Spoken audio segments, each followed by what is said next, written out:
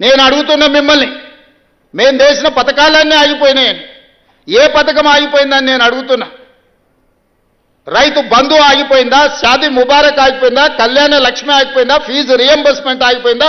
ఈ ముఖ్యమంత్రి గారు నేను ప్రశ్నిస్తూ ఉన్నా, ఏ పథకాలు ఆగిపోయినాయి అంటున్నావు కదయ్యా? కేసీఆర్ కిట్ వస్తుందా? విలేకరు మిత్రులు వస్తుందా? కంటి వెలుగుందా? ఓవర్సీస్ స్కాలర్షిప్ మీ పిల్లలకు వస్తుందా? 24 గంటల కరెంటు వస్తుందా? రైతు బంధు అందరికి వస్తుందా? సుదర్శన్ రెడ్డి మాజీ మంత్రి ఇంట్లో ఊర్లు వస్తుందా? రైతు బీమా 10 రోజులలో వస్తుందా? 20% ఇవ్వకుండా బిల్లులు ఎవరికైనా వస్తున్నాయా? 2 నెలల పింఛన్లు ముసలిలకు ముంచింది వాస్తవం కాదా? 4000 పింఛన్ ఇస్తున్నది వస్తుందా? మిషన్ భగీరథ నీళ్లు వస్తున్నాయా? చేప పిల్లల పంపిణీ ఉందా? గొర్రెల పంపిణీ ఉందా? బతుకమ్మ చీరలు వచ్చినాయా?